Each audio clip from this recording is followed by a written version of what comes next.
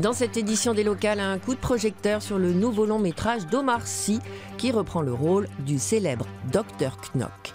Une exposition des clichés de Jean-Marie Perrier, le roi de la photo au temps des yéyés. Mais tout de suite, un voyage dans le silence, dans les petits villages du Tarn où les téléphones portables ne passent pas, ce sont les zones blanches. Nous sommes ici à Vieux dans le Tarn, un petit village de 220 habitants. À une dizaine de kilomètres de Gaillac. Bien, oui. Ici, il est impossible de se servir du téléphone portable. Madame le maire a été avertie officiellement par une lettre de l'État en février 2016 que sa commune était une zone blanche. Mais malgré les obligations des opérateurs et les promesses du gouvernement, la vie sans portable s'éternise. On nous avait dit que fin 2016, tout serait réglé. On arrive fin 2017. On en est toujours au même point. Voilà. À Vieux, on trouve le temps long, car ici tout est prêt pour accueillir une antenne relais sur ce terrain à 1 kilomètre du village.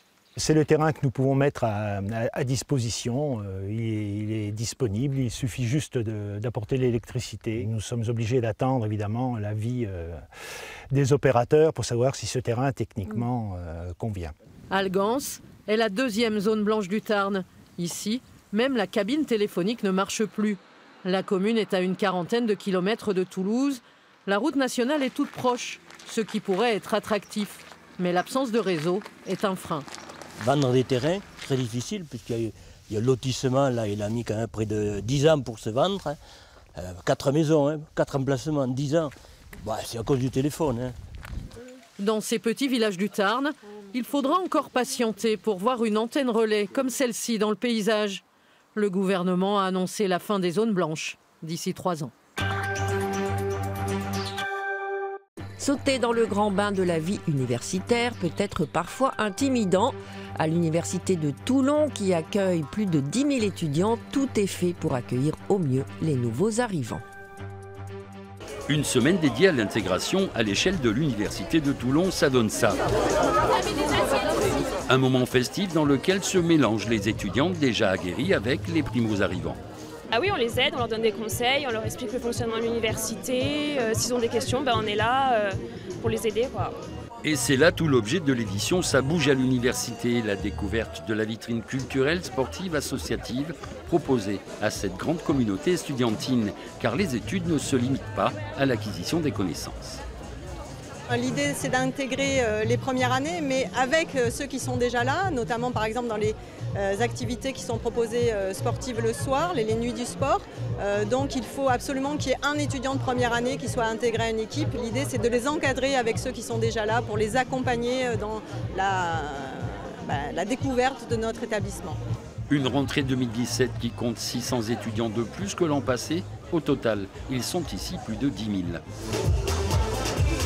Enfin, pour être complet, environ 50% des étudiants étrangers de l'UTLN viennent d'Afrique francophone ou subsaharienne.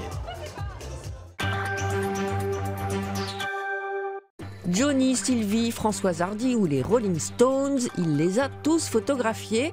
À Albi, une exposition au musée Toulouse-Lautrec rend hommage au travail de Jean-Marie Perrier, le photographe des années yéyé. Extravagant, dynamique,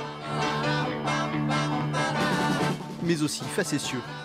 Jean-Marie Perrier n'a rien perdu de sa jeunesse et incarne toujours l'esprit des années 60. Une période durant laquelle le photographe a côtoyé tous les artistes français des yéyés. Des couvertures de magazines aux murs de musées, ces photos ont dépassé le cadre du simple art populaire. Ce qui est drôle, c'est que le but de ces photos, elles étaient faites au départ pour être sur les murs des chambrettes des adolescents. Bon. Et bien maintenant, les adolescents en question, ils ont entre 60 et 80, ils les voient encore sur des murs, sauf que ce n'est pas leur chambre.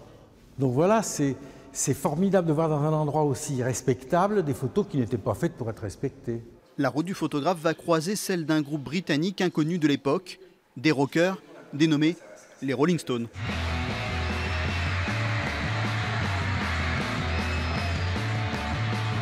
J'ai eu la chance de rencontrer tous ces gens-là quand ils démarraient. Moi j'avais 22 ans, eux 18, 19. Bon. Les Rolling Stones, quand je les ai rencontrés, ils n'avaient même pas encore sorti leur disque.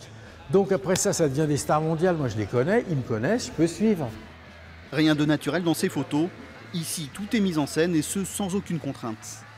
Ce qui est formidable, si vous voulez, c'est que Mick Jagger, à l'époque, quand je le mets dans un studio, je lui dis, écoute, je vais faire des photos de toi, puis après, je ne sais pas ce que j'en ferai. Parce que je ne savais pas ce que j'en ferais. Vous vous rendez compte, la confiance. Mais c'est impossible d'imaginer ça aujourd'hui. Jamais il y en a un qui m'a demandé d'avoir une photo avant qu'elle paraisse, par exemple. Vous dites ça à un photographe, aujourd'hui, il se suicide, le mec. Une époque de liberté, celle des années 60, à laquelle nous convie l'œil de Jean-Marie Perrier à travers cette exposition et ses 72 clichés.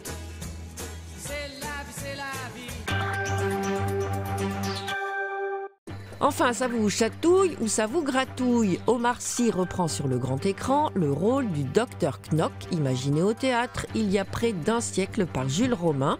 Le film a été présenté en avant-première dans la Sarthe. Au fil de sa carrière, Le Mans est devenu un passage obligé pour le comédien Omar Sy. J'aime beaucoup venir au Mans parce que j'ai un peu de famille ici et en plus on a pris une espèce de petite habitude. Donc... Et comme d'habitude, sa famille est nombreuse dans la salle. Après les embrassades, place à la présentation de ce nouveau film, un peu particulier pour le comédien, qui incarne un des classiques de la littérature française, le célèbre Dr Knock. Est-ce que ce serait pas plutôt là? Ah oui, ça me chatouille, ou plutôt ça me gratouille. Ne confondons pas. Ça vous chatouille ou ça vous gratouille?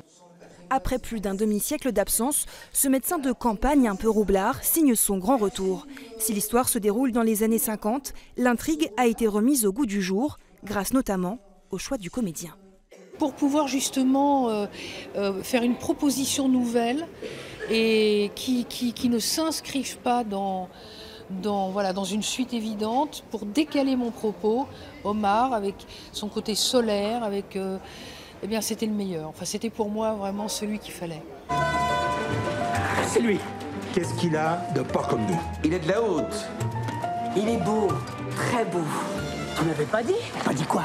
Qu'il était... Qu'il était quoi? Grand. Un docteur qui questionne les maux dont souffre notre société. Mais attention, le film reste avant tout une comédie. On est avec lui sans ses différences, qui est la plus visible, c'est-à-dire sa couleur de peau. Super casting, super. Enfin voilà, émouvant, plein de belles choses, plein d'émotions. Les consultations se dérouleront sur grand écran à partir du 18 octobre.